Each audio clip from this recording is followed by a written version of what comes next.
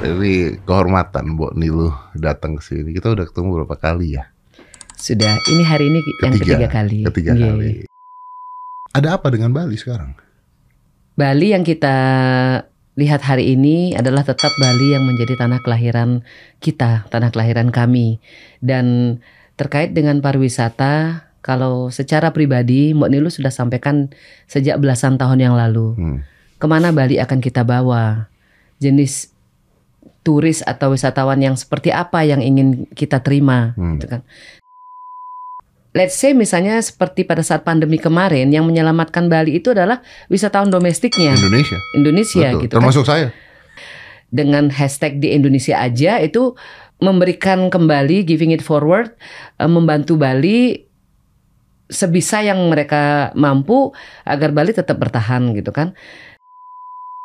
Kita silahkan membuka Bali untuk turis asing karena ada let's say perbedaan musim misalnya summer, spring, winter dan lain sebagainya. Akan tetapi kita juga harus bisa memfilter. Jadi kalau turis ya turis aja gitu loh. Tapi kalau turis misalnya mau nyambi sambil bisnis, motret, sambil jadi model, sambil jadi tukang masak, sambil jadi mengambil pekerjaan-pekerjaan yang lain, ya harus ada pintu lain yang dia lewati. Namanya. Bukan turis itu. Bukan turis.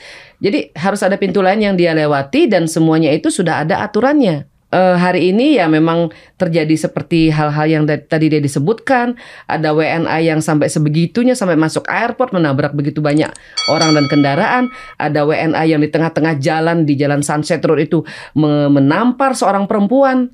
Yang ada WNA yang bahkan memukul seorang polisi dan banyak lagi hal-hal yang terjadi yang dimana Mbok Niluh menjadi bagian dari yang dipercaya oleh masyarakat. Kita dengan laporan kanal Niluh, lapor Niluh yang kami miliki itu menjadi tempat pengaduan bagi ribuan pengaduan masyarakat dan kami gunakan lapor Niluh itu sebagai jembatan kami dengan kepolisian, sebagai jembatan kami dengan imigrasi, sebagai jembatan kami dengan pemerintah. Sangat menginginkan agar institusi kita itu dihormati gitu loh. Agar hashtag misalnya percuma lapor polisi itu kita bisa lembutkan gitu loh. Agar masyarakat juga memahami bahwa polisi ataupun imigrasi ataupun institusi mereka punya PR mereka sendiri dan sudah menjadi tugas Mbok Niluh gitu kan untuk untuk mengatakan bahwa ya memang jangan bilang Bali baik-baik saja ya gitu ya. Makanya, jadi yang terjadi adalah pergeseran dari kualitas wisatawan yang dulunya mungkin Dedi pernah mendengar misalnya kalau wisatawan dari negara A misalnya dia itu paling berantem aja gitu kan, mungkin minum gitu berantem di bar gitu kan. Kalau hari ini kan jenis-jenis konflik yang mereka lakukan dan buat itu kan sudah jauh di atas batas norma norma. Kalau menurut saya kok malah absurd ya. Sangat karena nggak logik itu maksudnya. Karena mereka ya kayak salah satunya misalnya mereka sudah mulai terbuka mengadakan acara-acara pertemuan yang mengarah kepada misalnya let's say seksual gitu kan. Semacam melakukan itu beramai-ramai gitu loh. Walaupun misalnya tetap pakai baju tapi kan body language kan nggak. Aturan yang tegas, penindakan yang tegas adalah satu-satunya jalan yang harus kita lakukan agar kita bisa menyaring jenis-jenis wisatawan yang hari ini semakin hari yang bukan hanya mereka melanggar dari sisi norma budaya adat dan tradisi dari masyarakat Indonesia itu sendiri, akan tetapi juga mereka sudah merambah kepada bidang-bidang usaha yang dimana itu adalah mata pencarian orang-orang Bali. Itu adalah mata pencaharian bukan hanya orang Bali tapi juga warga negara Indonesia karena seperti kita tahu Bali itu bukan hanya orang Bali tapi banyak masyarakat dari berbagai macam daerah hidup juga dan juga menjadikan Bali sebagai rumah mereka. Jadi it's degrading if I can tell you the value the way of how we invite the tourism themselves, we have to change that. Jadi tidak lagi bisa identik dengan yang paling murah itu Bali ya gitu kan. Oh ya ini hotelnya yang paling banyak diskonnya.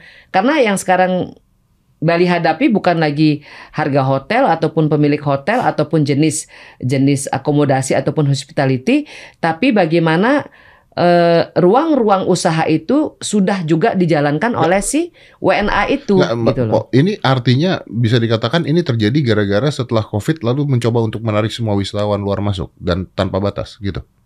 Justru pada saat COVID itu kan banyak negara ditutup, jadi banyak wisatawan itu stuck di Bali, mereka nggak bisa pergi gitu kan. Nah, yang tadinya mereka mungkin berwisata, ya mungkin mereka pengennya freelance dulu atau gimana gitu kan, dan they get carried away gitu kan, dan akhirnya ya berkabar bahwa enak juga nih tinggal di sini misalnya gitu kan. Terus plus juga ditambah dengan situasi di luar negeri yang buat sebagian negara itu tidak aman, mereka harus mencari tempat yang dimana mereka merasa aman, dan Indonesia menjadi salah satu dari tujuan mereka. Salah satunya adalah negara Rusia dan Ukraina. Karena Indonesia lemah hukumnya. Di Indonesia kita sedang sama-sama bangkit dari pandemi, dan kita itu it is all about survival gitu kan. Terus mereka mulai datang satu persatu, memanfaatkan kondisi pada saat waktu itu memang Bali memang terpuruk banget. Jadi membeli menyewa rumah dengan harga yang murah, menyewa tanah dengan harga yang murah, dan yang tadinya mereka membayar sewa rumah itu, hari ini mereka menjadi tuan rumah. Mereka menyewa villa yang tadinya mereka tempati sendiri, sekarang dikasih ke teman-temannya, disewakan ke teman-temannya. Mereka yang tadinya menyewa sepeda motor dengan harga misalnya 100.000 atau 150.000 rupiah per hari, sekarang mereka bisa membeli ratusan unit motor dan menyewakan itu kepada sesama mereka. And what it is more convenient for those foreigners to deal with Indonesian or with their own? With their own. You see? Dan ini bukan tentang kita anti bule sama sekali, tidak sama sekali. Suamiku WNA, on his way to become Indonesian. Putri kami mix nationality gitu kan. Tapi ini tentang bagaimana kita menjaga, melindungi dan mempertahankan dan menyuarakan hak dari warga lokal dan juga hak dari ekspat yang taat aturan, ekspat yang comply, ekspat yang menghormati Indonesia dan bekerja, mencari usaha, mencari makan di Indonesia dengan mentaati seluruh aturan yang ada, mereka juga berhak kita jaga gitu loh. Setiap proses deportasi adalah atas biaya dari 1, kedutaan besar warga negara tersebut, 2, pihak keluarganya, atau yang ketiga, pihak dari warga negara yang melanggar aturan tersebut. Pada saat pandemi kemarin, kita menjadi salah satu pihak yang sangat-sangat memohon kehadiran masyarakat Indonesia. Tiap hari kita posting Indonesia Bali, tiap hari kita minta masyarakat Indonesia untuk nengok kita di Bali. Dan tentunya aku dapat dong ratusan komen dan statement yang mengatakan, nah baru sekarang kan Mbak Niluh minta-minta sama kami untuk datang. Terus kemarin kami diperlakukan kayak gini, Mbok, mau ngadu dong nih, gini banyak banget. Dan for me, there's no more excuse. For me, ini adalah masa di mana kita harus belajar introspeksi diri. Kami minta maaf atas ketidaknyamanan, atas pelayanan yang diterima yang membuat wisatawan Indonesia bersedih. To restart gitu kan. Nah, kayak sekarang misalnya ya adalah dari 1.000 komen misalnya ada misalnya 30 atau 50 komen yang mengatakan tuh makanya Bali jangan nyembah-nyembah bule, makanya Bali jangan mengagung-agungkan bule dan lain sebagainya gitu kan. Tapi ada 900 komen yang mengatakan ini bukan tentang menyembah atau mengagung-agungkan. Ini memang karena satu, bule itu menganggap aturan itu lemah. Mereka bisa getting away with it karena mereka mengatakan begini, kan nggak ada yang ngasih tahu saya kalau nggak pakai helm ditangkap gitu contohnya. So, but for me, don't tell me you don't know. Yeah, come on lah. Don't tell me you don't know. Karena mereka ngelesnya begitu. Jadi mereka kayak misalnya mereka menganiaya nih, mereka menganiaya orang lokal. Terus mereka bilang, ya kita kan hanya membela diri. Aturan tersebut yang aku sudah sampaikan berkali-kali Aku sudah remind selalu kepada instansi terkait kementerian, kepada Menteri Pariwisata, kepada pemerintah Bali, kepada pemerintah Indonesia. Aku selalu sampaikan, kita sudah punya aturannya, kita sudah punya undang-undangnya. Sekarang kita tinggal tegakkan secara konsisten. Bukankah harusnya sama aja gitu? No, one essence of the, I believe so, survival, because maybe they think they have no more home. Oh, jadi jenis pengunjungnya pun beda. Jenis pengunjungnya beda, jadi kita tidak lagi menerima turis tapi menerima pengungsi yang berambut kuning. Jadi refugee in another way. Refugee yang kita lihat, kita menyamaratakan refugee dengan penampilan misalnya. Tapi mereka kan refugee yang berbalut dengan baju necis, terus perlente. Mereka hitungannya sudah tidak pakai rupiah atau dolar, mereka sudah pakai kripto gitu, udah pakai bitcoin gitu kan.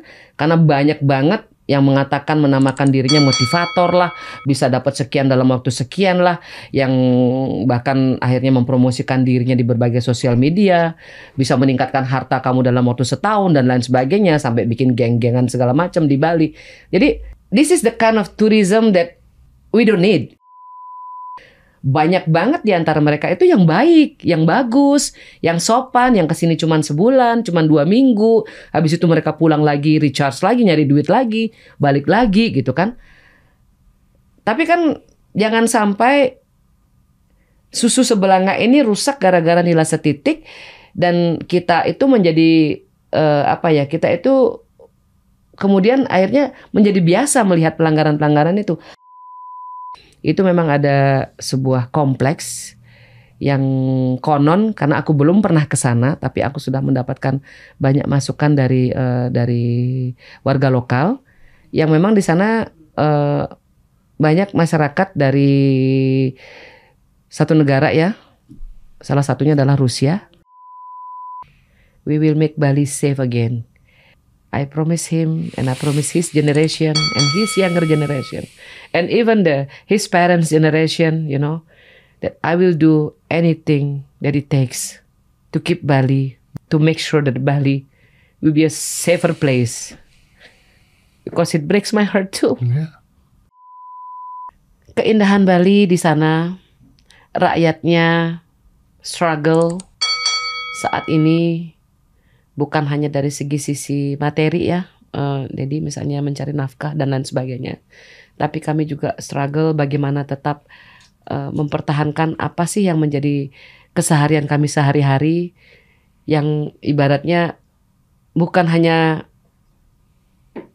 berhadapan dengan peradaban yang berubah. Jadi misalnya kayak dengan adanya teknologi, dengan adanya perkembangan zaman, bukan hanya itu, akan tetapi ya, seperti Dedi tahu, ada beberapa masalah yang sangat krusial hari ini di Bali.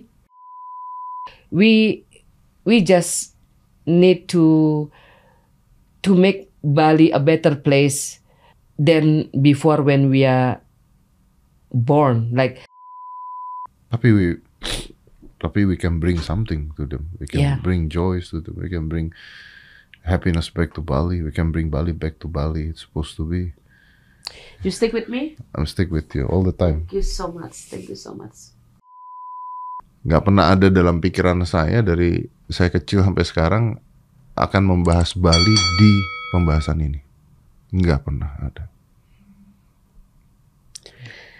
Kita akan working hand in hand also with your support. Thank you so much. Dan aku sudah diskusi banyak dengan ekspat-ekspat yang kalau kita bilang ya sebagian dari mereka sudah WNI karena orang tua mereka juga lahir di Bali, bahkan nama anak-anak cucu mereka juga nama Bali, tapi tampangnya memang bule tapi Bali banget gitu kan, Indonesia banget gitu kan. Dan kita sudah bicara secara mendalam, dan buat mereka Bali juga adalah tempat mereka nantinya menutup mata. Jadi betul. Mereka selalu bilang Bali is your home nih loh, Kita ini datang loh ke sini, kita berterima kasih dikasih hidup di Bali gitu kan. And we are talking about 40, 50, 60 years of time for them to live in Bali. They are now in their 80s, you know. Oh, wow. You know? Jadi mereka sekarang usianya udah 80 tahun. Okay. Udah jadi WNI gitu kan, anaknya lahir di Bali, cucunya lahir di Bali. Dan buat mereka, ini dari mereka ya yang bilang, ya mereka menganggap kami gitu kan menjadi harapan mereka. Niluh, you are our hope gitu kan. Dan ini datang dari mulut orang-orang yang ibaratnya ya kalau orang yang tidak mengenal Niluh Jalantik kan dianggap benci bule gitu kan. Dan mereka 100% mensupport penegakan, penindakan, ketegasan-ketegasan yang dilakukan oleh pihak penegak hukum. Karena kita kan nggak mungkin menangkap orang yang bikin pesta esek-esek gitu kan, nggak mungkin kan. Jadi yang bisa lakukan itu kan penegak hukum misalnya. Kami percaya bahwa hukum itu ada untuk kemudian ditegakkan, bahwa ketidakadilan itu disuarakan dan kami harus sampaikan kepada mereka-mereka yang menjadi aparat, menjadi penegak hukum bahwa mereka mendapatkan support penuh dari rakyat dan kita tidak khawatir Bali akan sepi. Justru Bali akan menjadi lebih dicintai. We talk about quality tourism. We talk about in terms of the amount of the people who come to Bali. It is not only about number. Kalau aku sih bilangnya the majestic Bali. The majestic Bali. The majestic Bali ya. Thank you very much for coming.